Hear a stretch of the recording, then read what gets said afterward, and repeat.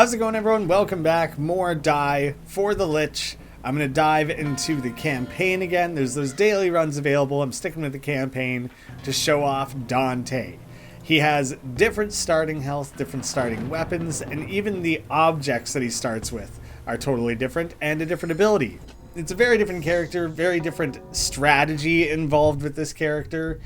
The cross dagger is a critical value of 5, and on critical can re-roll a single bone die.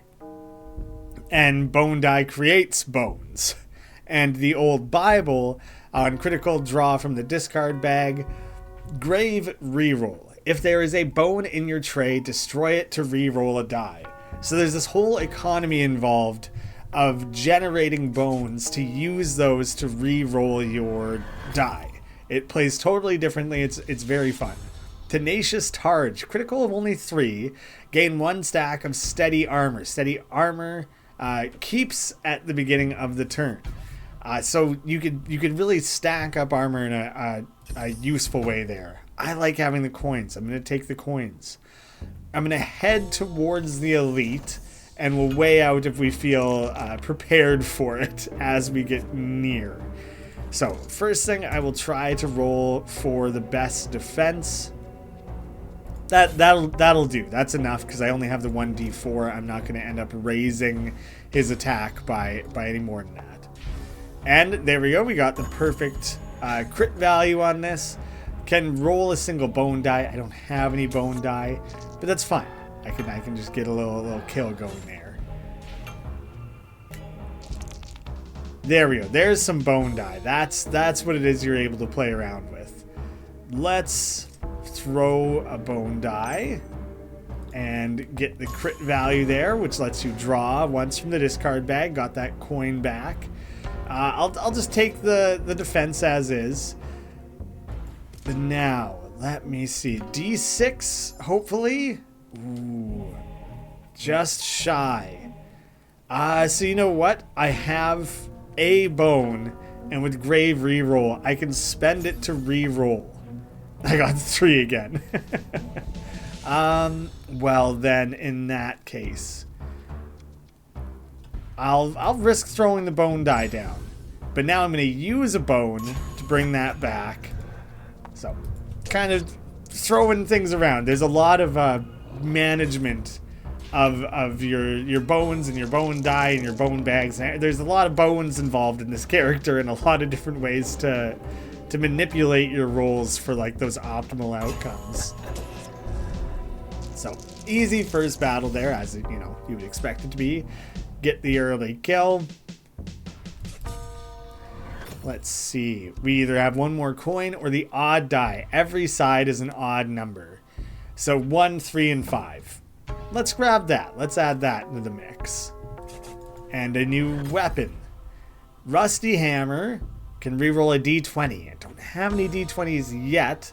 Wooden Shield critical can roll 1d6 from your tray. Let's see. Having extra shielding options isn't a bad idea. But I also don't have high damage potential. Let's add a little extra damage potential rather than 2 low value shields. And let's risk going up against an early elite battle. I don't know if this is a great move on my part, but I'm gonna go for it. Come on, critical. Dang. All right. Shoot. All right. Well, this is the best I can do there. Rusty Hammer. Then you're getting a D10 rolled. Perfect. Critical. Can roll a D20. I don't have one. That's fine. It's something. At least I can get some damage down. What are the odds I can roll a 5? Overrolled. But I still have the bone die to roll. I wanted to try and do that in a way where I could get the critical value, then roll the bone die, then generate a bone. I had a whole plan there. If it would have worked out, it would have been a fun sequence. I rolled the 2 again. Was trying to get a little more off of that. So I am taking the 1 damage here. But I really wanted to try and push on taking the white lady down really quickly if I could. I'm gonna do the D8 again. I'll take the crit bonus, add the coin for the total of 8 damage. No overkill, got the perfect value so you don't have to worry about the blood moon. And now I can just worry about this.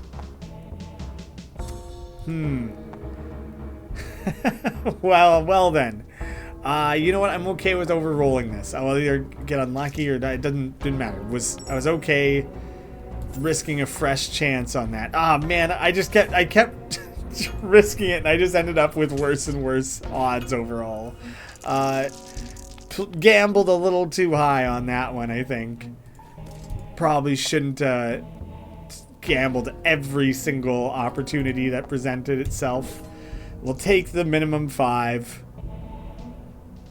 And I will throw down both of these. I could try and re-roll for the critical value, but it won't really make a big difference, so I'll just leave it at that. He's going for 6 damage. Start with the D6 roll. Perfect. Critical. I will take that as is. Get a D8 on there. Let's get the D4 down. So I overrolled by 1, but I'll adjust. And now if I can get a perfect 5 with this, which this maxes out at 5, but I can re-roll it quite a few times here. Ah, kind of didn't work out great. There we go, though. That's what I was going for. Perfect 5 damage, no overkill. There we go. That was a good, I would say, despite some early mistakes, overall good management of some elite enemies. Ooh, the Crow Skull. Create a bone for each object on the board and place them in your tray. Or the Medallion of Greed is really useful, but creating a shitload of bones for Dante is like just generally a fun strategy. So I'm going to go with that. The Tooth Dagger. Striking an enemy halves their current attack. That's very cool. That is very cool. Better, notably better defense potential. I'm going to go for that. All right, 3 coins heading into the shop. I could really make a lot of bones. Probably not the move. Negative die, interesting. Crystal ball. The Gambler's die. On successful roll, so successful use of the die, create a red chip. On failed, create a black chip. These are additional ways to manage your everything. The Spike Shield is cool. It's defensive and offensive, but I do like being able to use that twice. Or the Short Sword. Critical, reusable in the same turn. So it's kind of the pairing with the small shield. They're effectively the, kind of a match together. I'm going to go with the Gambler's die. And I will go for another elite battle. So I have the Gargoyle that will have the aggro. I only need to defend for 5. That's not too crazy. Let's use the Gambler's die right away. And there we go. I created a red chip on successful roll. So I guess just not causing an overshoot. That's how that one works. That's right. So I can take the immediate defense position there. Then I know that this is worth a 5, so I can hit the critical value. Now I know that it lets me roll the bone die, and I rolled a 6 with that. So that's genuinely like the best I could do with that. So I'll leave that as is. And double roll here. Let's generate some more bones, because I definitely want to re-roll these. Try and get better off there. And that's pretty good. I could re-roll them further, but I'm going to leave it at that. I'd say that's a pretty effective first turn in this particular battle. Now, I'm going to go for the kill if I can. We'll see if that's overly risky. I'll use the bone to bring that down. Add the bone die. Use a bone to re-roll that bone die.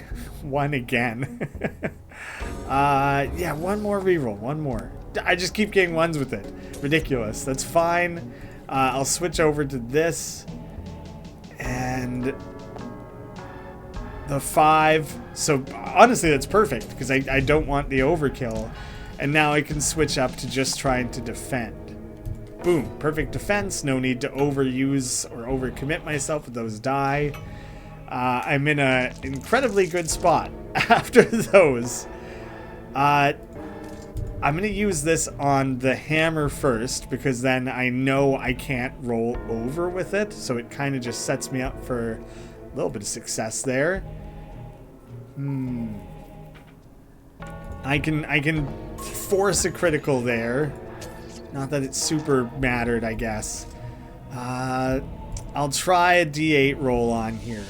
Just missed. So I think I'll quit while I'm ahead. Take the defense. High chance of overshooting. Anyways, now it really, like, rolling a 1 is a little bit annoying. I set myself up in a bit of a bad spot there, and it worked out wonderfully. Yeah, give me all those points. I deserve them. The Ghost Mask, we had that last time, or the Oracle, at the beginning of your turn, make a die prediction. I do like having that. And look at that. Lovely flowers on his little rotten head. Ooh, the Khan's Ring. Trigger critical state if not in failed state. If not in failed state. Yes, I like having that one, especially with the use it twice shield. I'm stuck now doing the die for health, which I don't super feel like I need, but I might as well. I can have a D4 and be back up to 100. So, like, I think I might as well take that option. Now, I don't think I need a dice fusion, so I'll go for a regular battle. 5 damage, eh? So that's what the prediction looks like. That's what I'm getting off the Oracle. It's telling me that one will roll a 4. So I can try and factor that in. You know, I don't have a ton of die to play with, so I'm gonna do the shield first. So yeah, let's take the guaranteed freebie there, and now I can switch over to the hammer. Do you know what I can do though? I can roll this D4. It doesn't really matter. 3, decent, but now I can trigger the critical state, which lets me throw in the bone die. 3 and 5, those are nearly the best they could have been. I'm happy enough with it, so I'll take that. Now, I have this D10 that I picked up from the fetch. I can use the -1 to use that. Boom. Fully took them off the map. That went really well. That was comboing together in ways I wasn't even attempting. I can't take full credit there. So I know this will roll a 6. So I think I'll take the guaranteed critical here. Then I know, like, I can't use this on the dagger anyways. But what I can do is try and roll for the critical state here. Perfect, lucky, and then add the 6 to make the 11. That I was planning on. That was me thinking ahead a little bit, but also I did just get incredibly lucky to make it work out the way I intended. The spike die can always be re-rolled, but receive 1 damage. Not important at all for me since I have those other means of re-rolling. Do another elite battle or hit a shop. That's a little ways off, but like I'm kind of trying to think ahead on it. The Great Axe, hit adjacent enemies for half damage. Mark of the Eye can re-roll 1s on the board.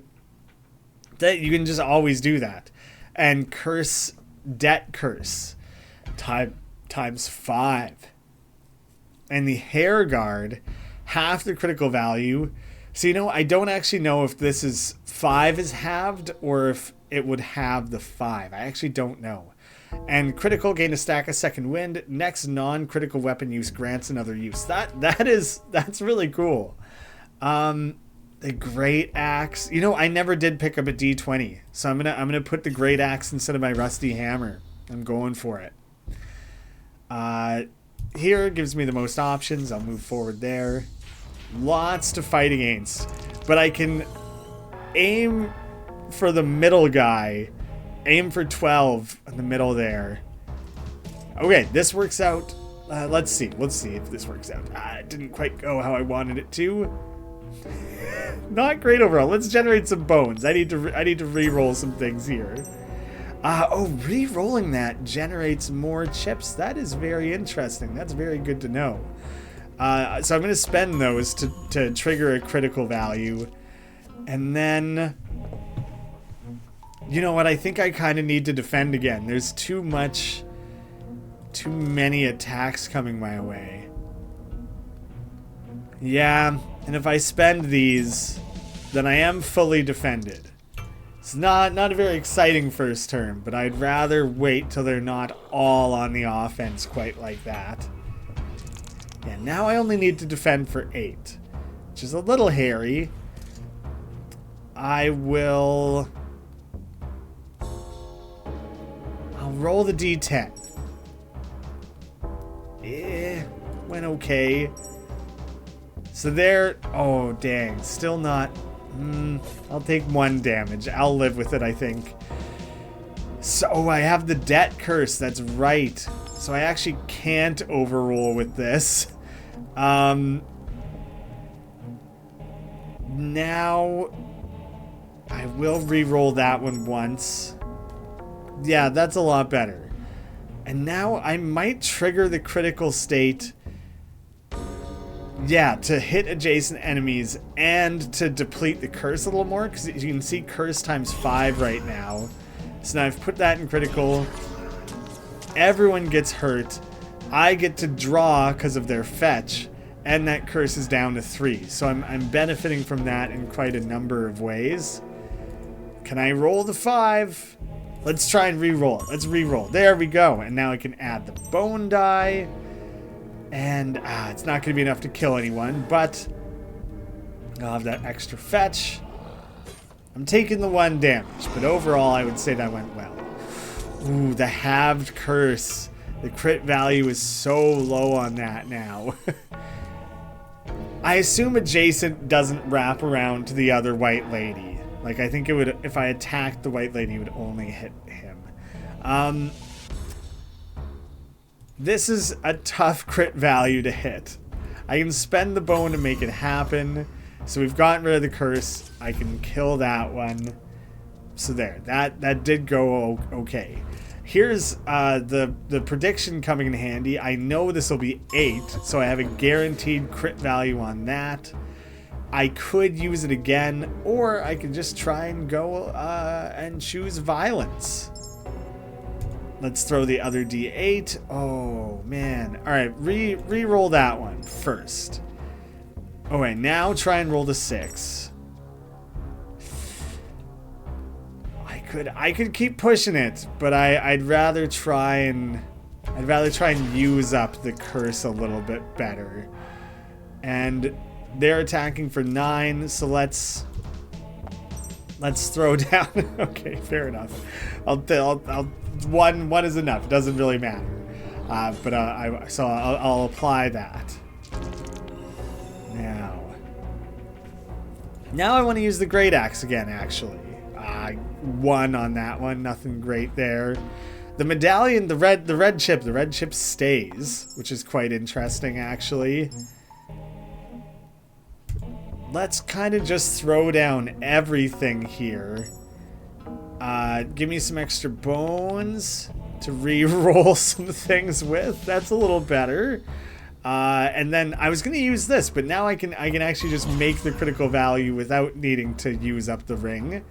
And I'll attack the Carabassin, and the spread will hit them instead.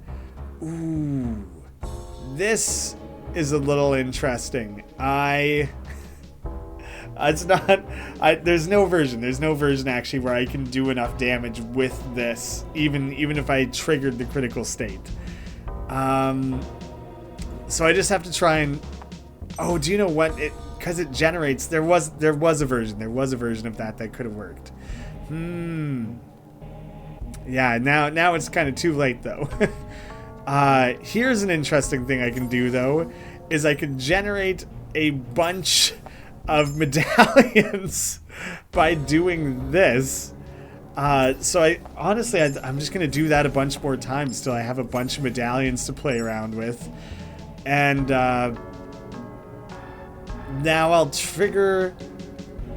I guess I'll do that a couple more times because the medallions can't be re-rolled anyways. So let's just turn all those into... There, now I have options to play around with. Funny that I ended up with the stupidest like possible amount there. So I want to make sure I'm saving a 5 and a 1 to generate critical state. But now I can just go kill this thing anyways, actually, and I'll be able to chuck in an extra. So generating all that wasn't necessary. It was overkill as hell, but it was really fun to mess around with. I enjoyed that combination immensely. The halo on health, get the blood token, health loss, and star buttons. Draw an extra object from your bag at the start of your turn. Extra objects drawn is nice, and look how dashing those are on the lapel there. The leather die, draw once from your bag when rolled or re-rolled. I do have that shop coming up next. Or an elite battle. Let's take the coin and go to the shop. Let's see what's available there. 3 isn't a ton to work with. Jester's pitchfork. Re-roll every die on the board. Tenacious Targe. Oh, the lucky die. Always roll what you need. Huge. Very, very useful. Rabbit foot. Re-roll an object on the board with tremendous luck. Kind of effectively the same thing. More generally applicable. I'm going to take the lucky D8. Especially since I have an 8 and a thing with 12. It means you do just get the amount that you're rolling. So if 8 is what you need, it'll just roll an 8. If 5 is what you need, it'll just roll a 5. So it's a really, really nice one to have. Like, I think I'm tempted to just take the guaranteed defense. I don't have any D4s though. So you know what? It's not really gonna matter. So let's instead mess around with the Great Axe. And you know, I'm not even gonna use the lucky die because I can use this to make that perfect amount. Boom, get those adjacent attacks in. Now with this, I could do this to trigger it and roll the bone die. Yes. Yeah, so perfect. 5, roll the bone die, generate a bone. That 1 kind of sucks, so I'll re-roll it. 9, we've taken out one of the stags. And I'll just throw this guaranteed 4 for the shield. And now we can hang on to a couple die. We're not like overspending. Okay, 8, 9 defense over, or 9 attack overall, 9 that I need to defend. Let's see here. I have a bone die. Okay, I'm gonna start with the D4.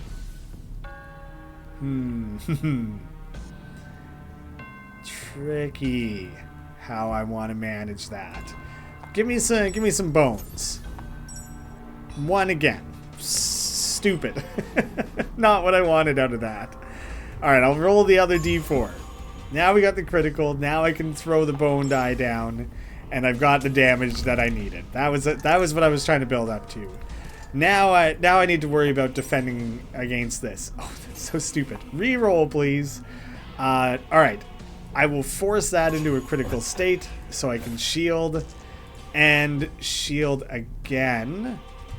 This will be a guaranteed amount, actually. That'll be enough, and I can save the D8 to use with the axe. Stupid that it was only a 1.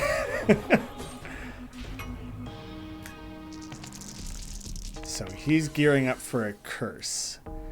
I don't have any bone dice. The critical state doesn't matter that much. It doesn't matter that much here either, I suppose. I'll start with the D10. Let's throw down the lucky die. Get that guarantee in there. And now I can actually re-roll these. The 5 is pretty good though. But I think because it's the lucky die, I think it forced its way up to 8. I think I wasn't even thinking about that at the time, but I'm pretty sure that's how and why I benefited from that. Reroll. That went poorly. I should have rolled this and then used the bone to force the critical value. So that didn't work out as I wanted. That's fine. I'll just do the 1 and save a couple die for the next round. Debt Curse times 3. 10 damage. Alright, I definitely want to be trying to defend against that. I'm going to re-roll that to get an extra medallion. So with the 3 and 2 of those medallions, I can get my guaranteed value there. -4. So let me start by rolling a d6. And then this one we know is a 6. Critical value to use up some of the curse. And I got to add that. And let's spend a bone to re-roll the d6. A little better. And I'm a little short on the defense cap. I'm feeling good. I don't think I'm at much risk. Took out the stags nice and quick. Now we're just trying to, I don't know, get a fun chain going, I guess. D4 first. 2 D4s first. Gotcha. What do you want me to do with that, game? Here's what I will do. 2 medallions and the known 1. And we know this is an 8. But if you know it's an 8, but then forcibly re-roll it, you can force it to be something different. That's good to know. That is interesting. I could force that to be re-rolled. It's something. I could also the curse will be gone. The curse will be depleted from there. I was thinking I could force it to be a critical to get rid of the curse, but it wasn't necessary. 13. Or can I do 23 damage? That's a really tall order, actually. That's very, very unlikely. I know that this will be a 5, so I might as well use it here. I unfortunately don't have any bone die to add, so I can't really do anything that exciting there. I'll take the known, the guaranteed 8. What, I gotta defend for 5 more?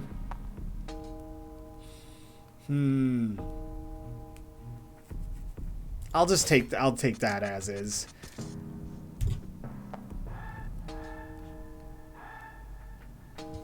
Yeah, that's pretty good. I'll go with it. Take a little bit of damage. Should be able to finish him off on this turn, though. No problem. Throw these 2 together for a 12. Boom. 1 win with each character under my belt here. The first act, once you kind of get comfortable with the game, I've played it quite a bit at this point, isn't too challenging. But it is fun to play and replay and learn new combos and things like that. But it really is, and right now the public demo is only the first act, and it really is when you start advancing beyond that the build you were working on and towards in that first act is really going to be put to the test. I'm very, very excited for this game to go through early access so people can start to see how those longer term builds play out and how the acts can get reshaped around player feedback and things, adding new content, enemies, bosses, what have you, to further skill check the player and force them to add more variety to their builds and try new things. It's going to be a crazy amount of fun.